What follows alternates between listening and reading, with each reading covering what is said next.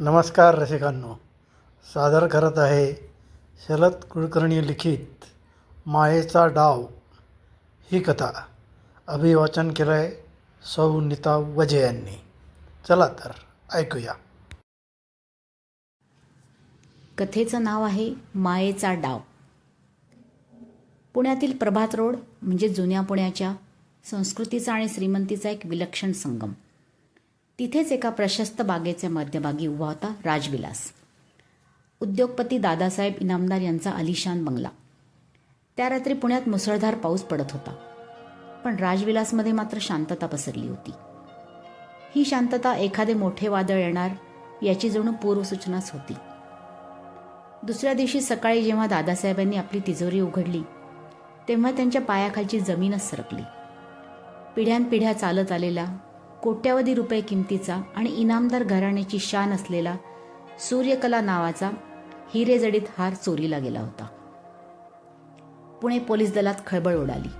खुद्द पोलीस आयुक्तांनी या प्रकरणाचा तपास करण्याचे आदेश डिटेक्टिव्ह रोहनला दिले. रोहन, ज्याचे नाव गुन्हेगारी विश्वास आदराने आणि भीतीने घेतले जाई, त्याच्यासोबत होता त्याचा जुना मित्र आणि तितकाच अनुभवी सहकारी डिटेक्टिव्ह पटेल. रोहनने जेव्हा राजविलासमध्ये पाऊल ठेवले तेव्हा त्याला तिथल्या हवेतच काहीतरी जडत्व जाणवले. त्याने घटनास्थळाची पाहणी केली. तिजोरी ज्या आधुनिक तंत्रज्ञानाने बनलेली होती ती तोडणे साध्यासुध्या चोराचे काम नव्हते. कोणीही बाहेरची व्यक्ती आत आली नाही, कुलूप तोडले गेले नाही, तरीही हार गायब झाला. पटेल, हे प्रकरण वाटते तितके सरळ नाही, रोहन पुटपुटला. रोहनने घरातील लोकांची चौकशी सुरू केली. दादासाहेब, त्यांचा मुलगा अविनाश, जे व्यवसायाचे काम पाहत होते, आणि त्यांची नात माया. रोहनची नजर मायावर स्थिरावली. ती एक उत्तम शास्त्रीय नृत्यांगना होती, पण आज तिचे डोळे काहीतरी वेगळीच कथा सांगत होते.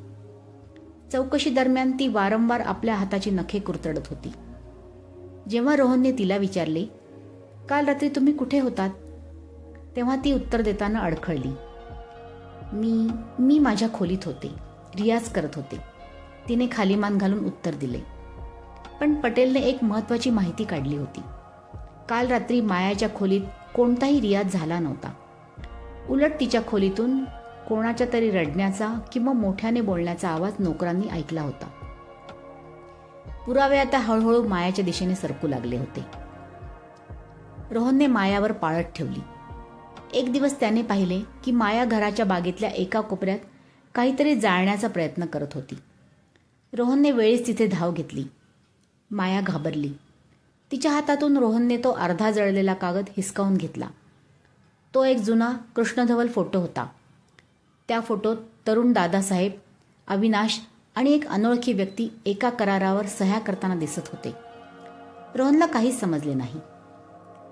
त्याने मायाला आपल्या ऑफिसमध्ये बोलवले. माया, तू काय लपवत आहेस? हा फोटो काय आहे आणि त्या दिवशी तुझ्या खोलीत नक्की काय झाले होते? माया आता मोकळी झाली. तिच्या डोळ्यातून अश्रू वाहू लागले. रोहन सर, मला वाटले होते की माझ्या कुटुंबाची प्रतिष्ठा वाचवू शकेन, पण मी स्वतःच एका विळख्यात अडकले आहे. हा फोटो माझ्या बाबांच्या एका जुन्या गुन्ह्याचा पुरावा आहे. माझ्या बाबांनी म्हणजे अविनाश इनामदारांनी अनेक वर्षांपूर्वी एका भागीदारीत फसवणूक केली होती आणि आता तीच व्यक्ती त्यांना ब्लॅकमेल करत होती. रोहनने विचारले, कोण आहे ती व्यक्ती? माया म्हणाली, मला त्याचे नाव माहीत नाही, पण बाबा म्हणत होते की जर त्याला हार दिला नाही तर तो आपल्या संपूर्ण घराण्याला रस्त्यावर आणेल. मला वाटले बाबांनी हार त्याला दिला म्हणून मी गप्प बसले. रोहनला मायाची निर्दोषता पटू लागली. तिला आपल्या वडिलांबद्दल प्रेम होते म्हणूनच ती संशयास्पद वागत होती. पण इथे रोहनला एक वेगळाच धक्का दिसला. तपासाच्या फाईल्समध्ये काही फेरफार झाले असल्याचे त्याला जाणवले. रोहनला संशय आला की त्याच्या तपासाची प्रत्येक माहिती बाहेर जात आहे. त्याने एक सापळा रचला. त्याने पटेलला सांगितले, मला मूळ हिरा कुठे आहे ते समजले आहे. आज रात्री मी तो कोथरूडच्या एका जुन्या वाड्यातून हस्तगत करणार आहे. रात्रीच्या अंधारात रोहन त्या वाड्याच्या बाहेर दबा धरून बसला. थोड्या वेळात तिथे एक गाडी आली. गाडीतून जो माणूस उतरला त्याला पाहून रोहनला आपल्या डोळ्यांवर विश्वास बसेना. तो होता डिटेक्टिव्ह पटेल. पटेल त्या वाड्यात शिरला आणि तिथल्या एका गुप्तखणातून तो हार बाहेर काढला. रोहनने टॉर्चचा प्रकाश त्याच्या तोंडावर टाकला. पटेल, तू माझ्याशी विश्वासघात केलास. पटेल क्षणभर दचकला, पण लगेच त्याने स्वतःला सावरले. त्याच्या चेहऱ्यावरचे हास्य आता क्रूर झाले होते. रोहन, तू खूपच भाबडा आहेस. या जगात सत्यापेक्षा पैशाला जास्ती किंमत असते. तुला काय वाटले, मी फक्त तुझ्यासोबत सावलीसारखा फिरण्यासाठी रोहन पोलीस दलात आलो आहे? रोहन म्हणाला, पण तुला हे कळाले कसे? पटेल हसला.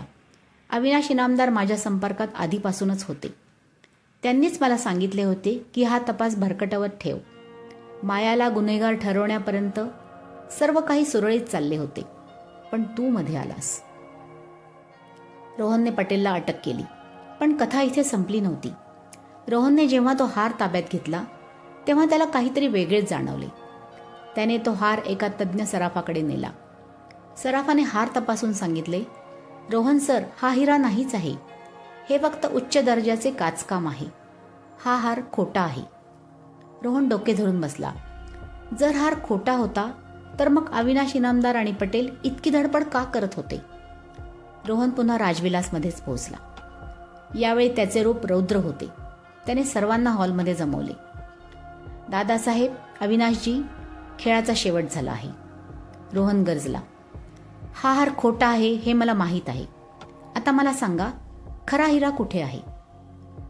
दादासाहेब गप्प बसले, पण अविनाश इनामदार कोसळले. त्यांनी रडत रडत कबुली दिली. रोहन, खरा हिरा 5 वर्षापूर्वीच आम्ही विकला होता. व्यवसायात आम्हाला खूप मोठे नुकसान झाले होते. बँकांचे हप्ते थकले होते. आम्ही दिवाळखोर झालो होतो.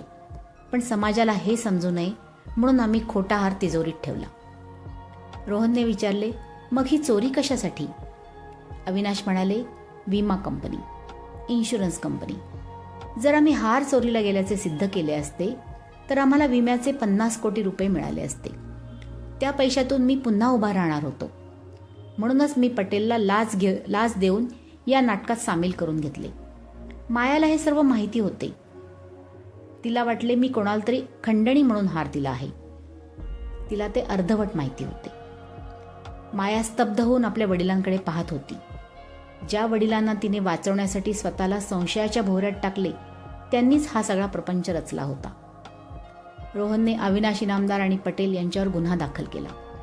संपूर्ण शहरात ही चर्चा वाऱ्यासारखी पसरली. इनामदार घराण्याची अब्रू धुळीला मिळाली होती.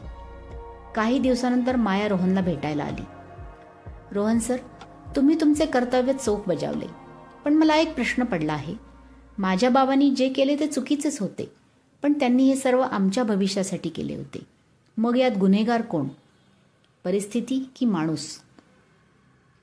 रोहनने खिडकीबाहेर पाहिले. पाऊस थांबला होता, पण रस्ते अजूनही ओले होते. माया, न्यायाला 2 बाजू असतात. कायद्याच्या दृष्टीने तुझे बाबा गुन्हेगार आहेत कारण त्यांनी फसवणूक केली, पण एका मुलीच्या दृष्टीने ते हतबल वडील असू शकतात. मात्र एका गुन्ह्याला झाकण्यासाठी दुसरा गुन्हा कधीच कोणाचे कल्याण करत नाही. रोहनला हे प्रकरण सोडवल्याचा आनंद नव्हता. त्याला एकच प्रश्न सतावत होता, या जगात कोणती गोष्ट खरी आहे? तो खोटा हिरा की ती खोटी नाती? पटेलच्या रूपाने त्याने एक मित्र गमावला होता आणि मायाने तिच्या वडिलांवरील विश्वास. मायेचा हा डाव सर्वांनाच काहीतरी कायमचे गमवायला लावून गेला होता. रोहनने आपली डायरी बंद केली. पुढच्या केसच्या तपासासाठी तो बाहेर पडला. कारण डिटेक्टिव्हच्या आयुष्यात भावनांना जागा नसते. तिथे फक्त पुराव्यांचीच भाषा चालते. धन्यवाद. धन्यवाद नेताजी. तर रसिकांनो, ही होती शरद कुलकर्णी यांची मायेचा डाव ही कथा. ही कथा आपल्याला आवडली असल्यास कृपया लाईक करा, कॉमेंट जरूर करा आणि ओविराज चॅनेल अजून सबस्क्राईब केलं नसल्यास कृपया सबस्क्राईब करा. मित्रमंडळींबरोबर शेअर करा ही विनंती. धन्यवाद.